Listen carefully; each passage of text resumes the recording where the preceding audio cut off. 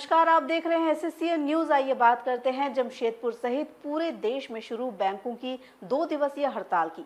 निजीकरण एवं नई पेंशन स्कीम के विरोध सहित 12 सूत्री मांगों को लेकर बैंक कर्मियों की आहूत 2 दिवसीय हड़ताल के तहत सोमवार को जमशेदपुर के बैंक कर्मी भी हड़ताल पर चले गए। इससे पूरे देश के साथ ही जमशेदपुर के सभी सरकारी बैंकों में भी काम ठप हो गया है। बैंक ऑफ इंडिया के कर्मचारियों ने 3 दिन हड़ताल की घोषणा की है। जिंदाबाद जिंदाबाद जिंदाबाद जिंदाबाद। बैंक कर्मचारी अधिकारी एकता करे पुकार। बैंक कर्मचारी अधिकारी एकता करे पुकार। सेंट्रल ट्रेड यूनियन करे पुकार।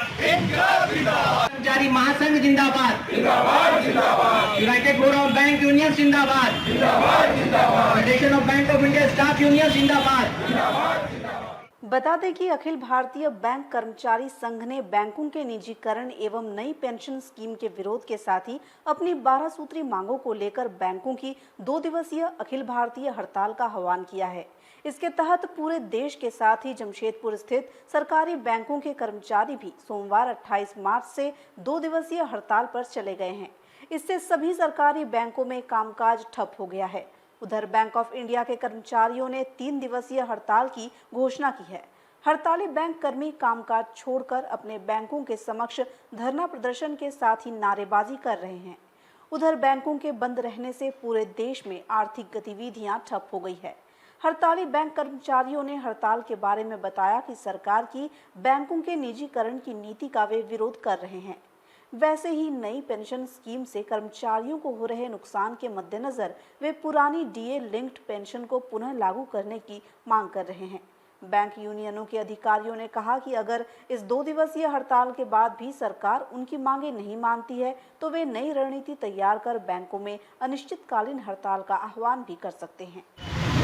आज 28 और 29 2 दिवसीय हड़ताल सेंट्रल ट्रेड यूनियंस के जॉइंट प्लेटफॉर्म के आह्वान पर हो रहा है और इस 2 दिवसीय हड़ताल में तमाम नेशनलाइज्ड बैंक के जितने भी ब्रांचेस हैं वो ब्रांचेस बंद रहेंगे।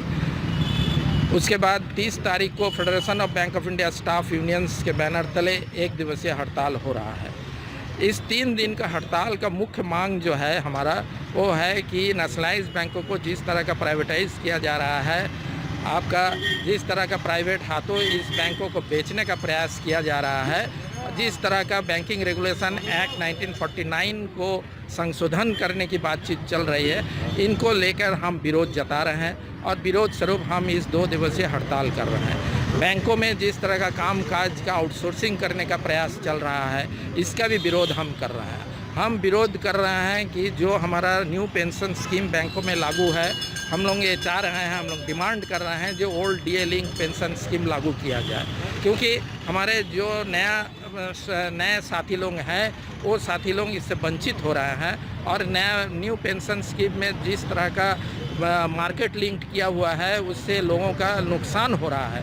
इसीलिए हम लोग डिमांड कर रहे हैं कि न्यू पेंशन स्कीम को रद्द करके नया पेंशन आपका old pension scheme DA link pension scheme को फिर से रेस्टोर किया जाए। हम लोग तो 3 दिवसीय हड़ताल कर रहे हैं, आउटसोर्सिंग के खिलाफ हड़ताल कर रहे हैं और अगर सरकार हमारे मांग को नहीं मानती है तो निश्चित तौर पर हम लोग फिर से बैठेंगे और पूरा चित्र का आकलन करते हुए आगे की रणनीति को हम लोग अपनाएंगे और हो सकता है कि हम लोग बैंकों में अनिश्चितकालीन हड़ताल का भी कॉल दें। जी, हमारा ये जो हड़ताल हो रहा है अखिल भारतीय बैंक कर्मचारी महासंघ के द्वारा 2 दिवसीय राष्ट्रीय स्तर पर हड़ताल 28 एवं 29 मार्च को 2 दिवसीय राष्ट्रीय स्तर पर हड़ताल की घोषणा की गई है, जिसकी की मुख्य मांग बैंकों को निजीकरण ना किया जाए। ये मुख्य रूप से मांग है मजदूर विरोधी एवं जन विरोधी जो भी नीतियां हैं उनको तत्काल प्रभाव से खत्म करने या तो ना लाने के लिए ये इस राष्ट्रीय स्तर पर हड़ताल कॉल दिया गया है। मैं साथ ही आपको यह भी बता देना चाहता हूं कि हमारे इस अखिल भारतीय बैंक कर्मचारी महासंघ के द्वारा जो 2 दिवसीय हड़ताल कॉल दिया गया है, इसमें पूरे देश के प्रायः लगभग सभी सेंट्रल ट्रेड यूनियंस इसमें शामिल है और पूरे देश में लगभग 20 करोड़ मजदूर आज इस हड़ताल का हिस्सा बने हैं।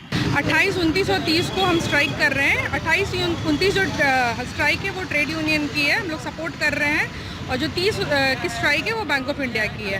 हमारा मुद्दा वही है प्राइवेटाइजेशन को रोकने के लिए, रिक्रूटमेंट के लिए, जो बच्चों को रिक्रूटमेंट नहीं हो रही है उनके लिए, ओल्ड पेंशन स्कीम लाने के लिए, क्योंकि न्यू पेंशन स्कीम में काफ़ी लॉसेस है और बाकी जो हमारा समर्थन है वो ट्रेड यूनियन के लिए है। दिन भर की ताज़ा अपडेट के लिए बने रहे हमारे साथ फेसबुक और यूट्यूब पर, साथ ही हमारे चैनल को लाइक, सब्सक्राइब और शेयर करना ना भूलें।